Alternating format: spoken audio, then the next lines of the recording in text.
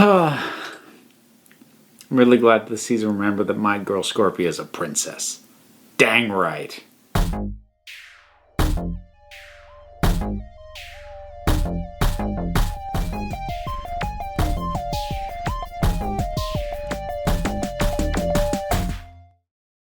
Hey everybody, She-Ra, Season 4. Actually like a full proper season because, let's be honest, Seasons 1 and 2 were really just one season split into two halves and sold to us at half price, or half length, or this metaphor is broken down on me. In any case, this is really Season 3, we're calling it Season 4. It has been released, I binged through it in 2 evening sessions, and I really like this show. That said, I do have notes. And if that surprises you at all, you must be new here. But anyway, let's start good. First of all, I continue to love these designs. I love these characters. I love this visual style. I love the voice work. I love being in this world with these people. I really enjoy it. So that I got all that flooding back to me.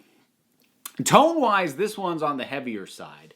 If I were to make a relative comparison to it, this is basically the Empire Strikes Back of the She-Ra so far, which I'm not really going to spoiler that comment because if you saw Season 3 and saw how that ended, you should have guessed things were going to get rough. Coming into Season 4. I am going to get into spoilers eventually, but I will give you a heads up before I get into that. So we come into this season with a couple of significant differences. The relationship between the characters at the Horde are kind of fractured and fragmented, even though the Horde itself is possibly in the strongest position it's been so far. The Rebellion is in a rough place because this is only a spoiler if you haven't seen Season 3 yet, in which case, why are you watching this?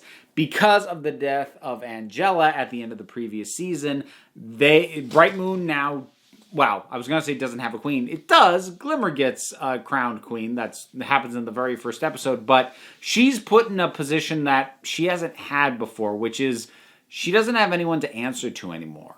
And that really does weigh on Glimmer in interesting ways for a number of reasons. Because of how it distances her from her friends. Because you don't send the lead of an army out on missions. That would be dumb. So she's not with them and sort of reaffirming their connections as often. And also, like, kind of a big part of her inherent drive was making a decision relative to what her mother wanted. And so oftentimes it would strengthen her to know she was doing something that her mother said was a bad idea. Well, there's nobody above her anymore. She's got nothing to rebel against.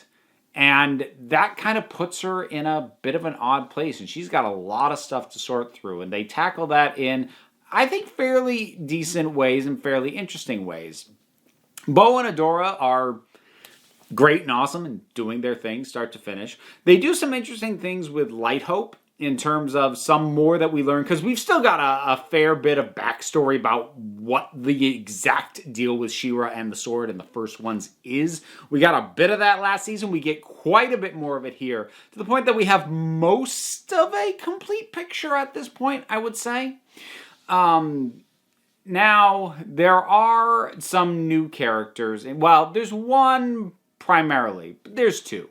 There is a new heroic character named Flutterina, who gets introduced, and there is a villain character called Double Trouble, who is more the one that I kind of want to focus on right now. Flutterina she's cute, and she's fluttery, and she's a good guy. Woo! Double Trouble is a character that a lot of people who know me have been asking me about already because Double Trouble is referred to as they and is demonstrably gender fluid because they are a shapeshifter. Basically of the Mystique style. Perfect recreation, although can also tweak it and do exaggerated if they decide to do that. Now, here's where one of the notes come in. I don't really like Double Trouble all that much. in terms of characterization. I like what they do for the narrative. I like them in terms of the storylines and what they drive and what is impacted by their presence and how. I also like the impact of their presence on Catra specifically.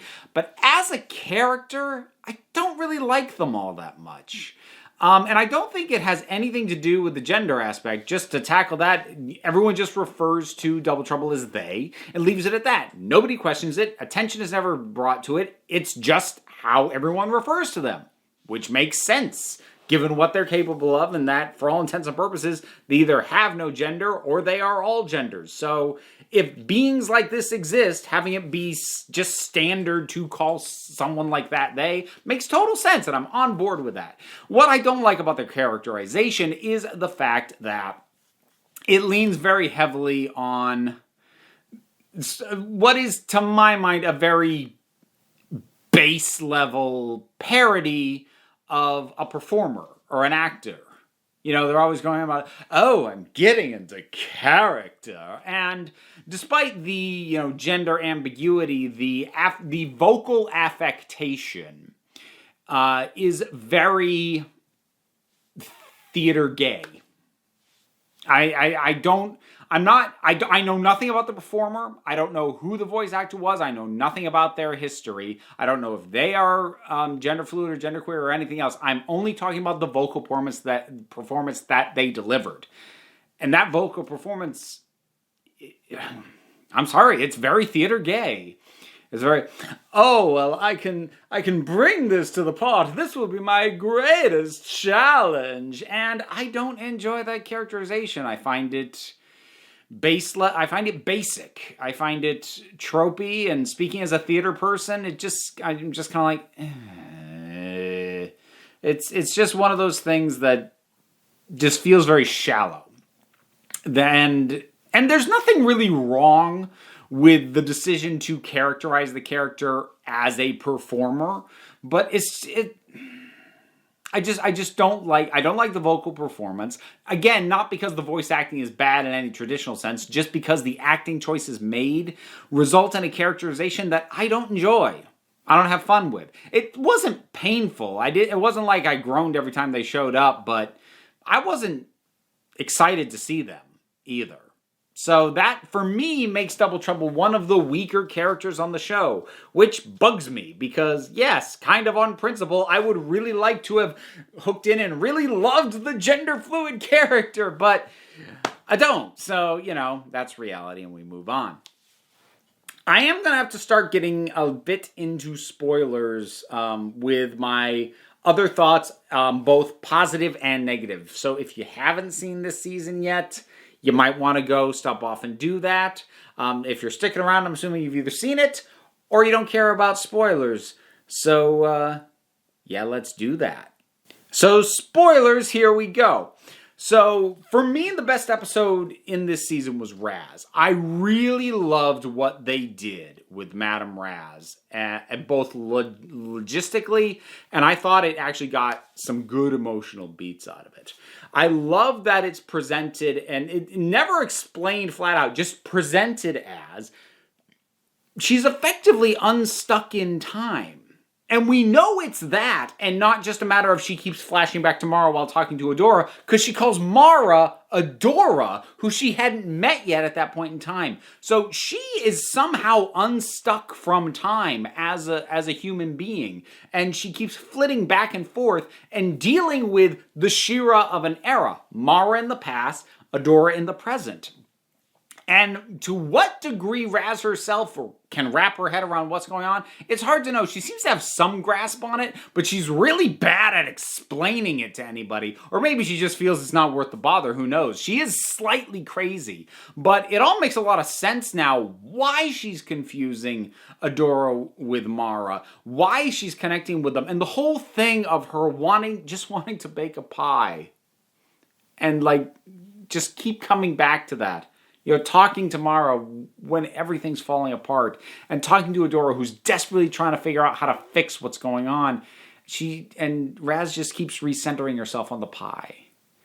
And I choked up when Mara When Mara realized that Razz didn't get that Mara was dying and was not going to see her again, and that she just says to Razz, "We'll make the pie tomorrow, I promise." Oh, that hurt, but in the best way. That was great. To me, that episode was the highlight of the season. There are other good episodes as well. I mentioned Scorpia, and yes, I do like what they did with Scorpia. Another really powerful moment, the episode as a whole didn't hit me as hard, but a really powerful moment, and I was like so proud of her as a character, is Scorpia confronting Catra and just saying with this frown on her face, "You're a bad friend." And after that, she leaves. And not even with a goal of changing sides, just knowing that she can't help Catra where she is, and maybe if she can get Entrapta back, things will be better again. And Catra won't go to get Entrapta, she'll go to the princesses to it. I like that the moral concept of good guys, bad guys isn't a factor in what Scorpia's doing. Scorpia's trying to be a good friend. That is her goal. That is what she wants. And the decision to leave Catra is still rooted in that. And I love that. I love that so much. And Catra, oh man. Like, Catra is not fun the way she used to be fun. She's not, "Hey, Adora," fun anymore. But wow, watching her come apart is really well done and really compelling. So it's very clear now that Catra is on a self-perpetuating cycle of self-hatred and isolation. Because she goes in to any given relationship, and I don't necessarily mean romantic, I mean any connection, any relationship with other people. And at this point, whether or not she was always like this is hard to say. She might have been a bit like this before Adora left back in season 1, but she's definitely like this now, where it is her basic operating assumption that nobody actually likes her, and that it's not worth it for her to try and have friends, and that everyone's just going to leave her and disappoint her or use her or abuse her anyways. And what that means is when someone like Scorpia comes along and genuinely tries to be her friend, Catra just keeps pushing her away and pushing her away and pushing her away and pushing her away until the point where Scorpia does in fact leave. Again, not necessarily because she was never willing to come back or be her friend anymore, but because this wasn't working. So Scorpia left, and instead of becoming a moment of realizing, "Oh my God, I drove her away," it becomes an affirmation for her to believe everything that she was saying that caused her to behave that way in the first place. So she pushes and pushes and pushes. "You're gonna leave me. You're gonna leave too. Nobody cares about me." And she says it enough. It says it hard enough until people do actually leave, because eventually, they're going to need to self-care and take a step away. And then she just goes, "See? I didn't need you. I was better off without you because you left like I said you would." And I wish I could say that I have never seen that in life. But I have. And it's very well captured here. It's really, really just on the money as far as that goes. And while also acknowledging that hardness does not insulate her from her feelings. She is lonely. Part of her does want these connections, but her armor is to push them away. Even as part of her in the back of her head is going, "Please stay, please stay, please stay," even as she's pushing. So it becomes simultaneously an affirmation of the fact that they will always leave and a test to see if they will or they won't. And in her mind, everyone fails the test. And she doesn't make the extension, "I don't have to test people until they break." But she is so damaged. Wow. The stuff that went on with Glimmer was pretty well done. I called it very early on. It's a little bit of a Dark Willow arc. But it was well executed for what it was, even though it was easy to call. I also liked that Mermista got very hard-edged in the wake of her home being conquered by the Horde. And that was another thing. This was the first season where it legitimately felt like the Horde was winning. It's kind of been a little bit of a back and forth up to this point. It felt like, okay, maybe the Horde still has a lot of territory, but we've got all this stuff that we control and the rebels are protecting, but they started actually losing that this season. So the Horde feels like a much more legitimate threat now. Oh, another episode I liked a lot. I liked the one that focused on the Horde trio of Kyle, Rogelio, and Lonnie. That was good stuff too. I liked getting a highlight on them and reaffirming those three characters and their connection and how they worked, and that was just a lot of fun. And also that did end up feeding a bit into Catra's story, which was good stuff. Hordak, ooh boy, he's a little bit on the edge too. And it was also kind of interesting for him that Catra is basically kind of manipulating him to be more aggressive, because what Catra keeps telling herself is, if I can just get that, then I'll be happy. Then it'll be good.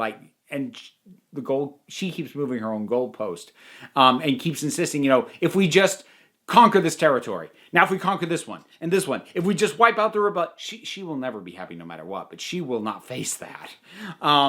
But she gets Hordak out in the field, only to have him kind of enjoy it. And then that throws off her ability to have complete control about what's going on in the field. And it never comes across as like Hordak is being a moron being manipulated, but the guy's got a laser focus on what he wants. So he's a little bit, he's got blinders on a little bit. I do like that they finally equipped him with the arm cannon that he had in the old show. That was cool to see. Horde Prime finally showing up at the end. I didn't love his design. I don't know if it's the design or the color. I don't think I like the green. The green just kind of bleeds into the white. One of the nice things about Hordak's design is he has stark red and black clashing with the very pale skin he has, whereas Horde Prime, he's still got that paleness, but it's green, and the green just kind of bleeds into it. It's not the stark contrast of the red and the black, and so I don't like Horde Prime's design all that much. One of the few designs I don't really care for. But we'll also see where that goes. I think the one other thing that I would say that kind of made me go a little bit this season was that the overall threat in the tail end of the climax of the planet being balanced and that unleashing power that would basically destroy everything was functionally incredibly similar to the portal at the end of the previous season. I understand the specifics, bits and pieces are different, and the way it's activated is different, the resolution is different, and the characters at the center of it are different, because that one was initiated by Catra. This one is much more got Glimmer and Light Hope and Adora at the heart of it, as opposed to just Catra and Adora last season, but functionally, narratively, it's doing effectively the same thing. Great big threat that's going to destroy the world. Oh my god, how do we stop it? And I don't love that the end of this season just felt very similar. Again, I know all the narrative little differences and tweaks and whatever, but it just felt very similar. And that I don't love. I would have liked to have had a finale that was different before we did something that called back to that as much as this kind of does. It does leave things in an interesting ending point. Where the heck do we go from here? But Entrapped is back, so that's great. Micah's back. How's that going to pan out? God, how is Glimmer going to react to that? Sword's gone. I'm assuming Light Hope is gone. There's a lot that happened by the end of this thing. I will be very curious to see where things pick up from here. And I really do like it. Even though, on balance, I don't know if I would say this is my least favorite season. It's the season I have the most notes for. So I suppose it is by default. I still really like it, though. I really do like the show. And I hope they announce the next season soon. And I hope it happens relatively quickly. And I love this show. She-Ra Season 4. You've seen it. What do you think about it? Whatever your thoughts are, drop something down in the comments. Let's talk about it. This video is sponsored by my own Patreon page because without your support, I'm not sure I could keep this nonsense going. So if you are able to help me out that way, there's a link down below and that would greatly be appreciated. Even if you can't, like, subscribe, share the video around. That also helps and it appeases the almighty algorithm. So there's links down below, all those things. Click on things, buttons, links, comments. Do it or don't. You don't have to. At the end of the day, you're the council. I'm just running the meetings. And until next time, this council is adjourned.